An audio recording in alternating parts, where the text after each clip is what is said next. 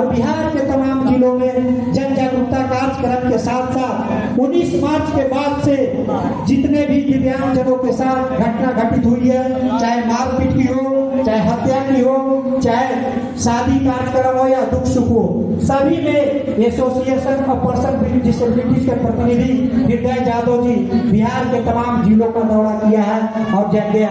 हाल के ही दिनों में गया में एक दिव्यांग भाइयों की निर्मम हत्या कर दी गई, गोपालगंज में हत्या कर दी गई। उन्होंने जाकर के शोक संपन्न परिवार को ढाढ़स बनाया और गुप्त सहयोग भी किया और प्रशासन के लोगों से कड़ी से कड़ी कार्रवाई करने की मांग की।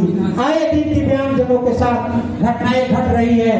दिव्यांगजन अधिकार अधिनियम 2016 में के धारा 92 में दिव्यांगजनों के साथ घटित घटनाओं में FIR में धारा 92 का जिक्र किया जाना है, जिसका दिव्यांगजनों के घटनाओं में आज हमारे नगर थाना के कुछ पुलिस पदाधिकारी जन आए हुए हैं।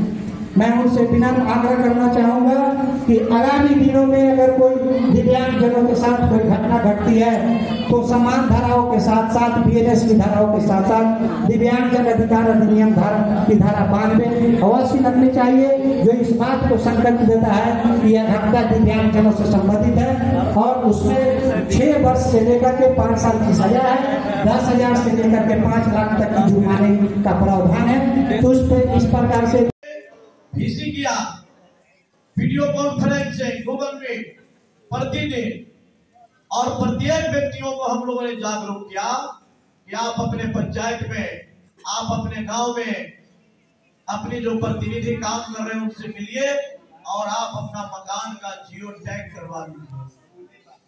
लेकिन मामला चला तो, लेकिन कहीं न कहीं आकर के फंस गया मेरे बंधु। अब लोग समझने लगे कि भाई जियो टैग क्या है।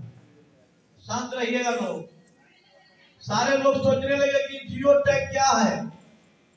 छापरा में हमारा कार्यक्रम चल रहा था, हमने कहा कि अपने मकान का जियो टैग करवाइए। तो कुछ हमारे दिव्यांग साथी ने कहा कि सर जियो का सिम मिलने वाला है क्या, बताइए। तो मामला क्या गड़बड़ा, इसलिए कम से कम अपने मिल रही तो आने वाले पीढ़ी दिव्यांगजनों के लिए आप संघर्ष जरूर कीजिए। हम यही बात कहना चाहते हैं। और विशेष में क्या करूं, चूंकि हम भी कहीं से आए हैं, बहुत थक गए हैं। इन्हीं बातों के साथ आप सभी दिव्यांगजनों को मेरे तरफ से कोटि कोटि प्रणाम और नमस्कार।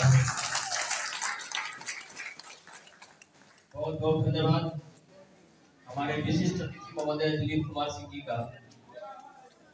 अब गांधी के विचारों पे चलने वाले हमारे मुकेश कुमार महतो जी, जो कि लगातार अपने जीवन में एक लक्ष्य रखे हैं कि जब तक दिव्यांगजनों को समुचित न्याय और अधिकार, उनको विकास, उनके प्रति जो है उनका दिल का दरिया रहता है, उसके लिए हम सभी दिव्यांगजनों की तरफ से जिंदाबाद, दिव्यांग एकता जिंदाबाद, दिव्यांग एकता जिंदाबाद। हीरो जादव मत घबराना, आपके पीछे सारा जमाना। बहुत बहुत धन्यवाद। इस धूप में सब लोग थक गए हैं, काफी देर से आप लोग हैं, लेकिन यह संघर्ष आप लोग का एक दिन रंग लाएगी। वो समय बहुत करीब आ चुका है। हमारे जो कार्यक्रम पटना में होने वाला है, उसी के संदर्भ में हर जिले में, हर प्रखंड में घूम घूम कर आप सभी दिव्यांग माताओं, बहनों एवं भाइयों को जागरूक कर रहे हैं हम लोग।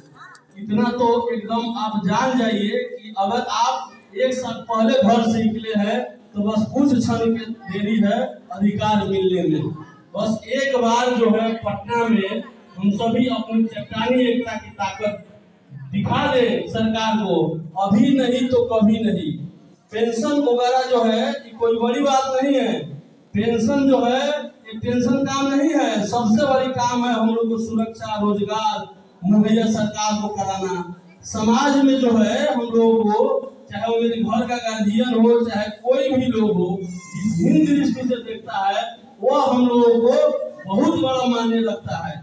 आज इसी के कारण हम लोग घर और गांव समाज में, यहाँ तक कि हमारे गांव के एक वार्ड भी जीत जाते हैं तो वो भी मुआवजा नहीं लेते हैं। और उसमें सबसे बड़ी कमी हम लोगों का है कि हम लोग तुरंत कहेगा कि 500 रुपया दीजिए, आपका काम करा देंगे, तो आप 500 रुपया निकाल कर उसको दे दीजिएगा। लेकिन हमारे संगठन के कुछ लोग कहेंगे कि आज मीटिंग है, आज आपको चर्चा करना है, तो आप तुरंत सवाल करते हैं कि क्या होगा, उससे कुछ नहीं होगा। लेकिन जब तक अपने अधिकार के लिए संघर्ष नहीं कीजिएगा। हमने दिव्यांगजनों के कार्य में सम्मिलित हुआ था। हम ही दिव्यांगजनों के कुछ चंद लोगों के चलते समय रास्ता भटकने के कारण हम फिलहाल पार्टी में ज्वाइन कर गए हैं। फिर भी उस पार्टी से हमें आप सभी के हक दिलाने के लिए ही जुड़े हैं। अभी हम उसी पार्टी में से आ रहे हैं। वहाँ थे तो हमारे कुछ साथी थे, उनको बार बार 9 बजे से कॉल करके हम बता रहे थे कि तुम 10 बजे जरूर पहुँच जाओ। 10 बजे पहुँच कर अपने अधिकार के लिए वहाँ एकत्रित होना है टाउन हॉल में। हमें थोड़ा लेट होगा लेकिन जरूर आएंगे।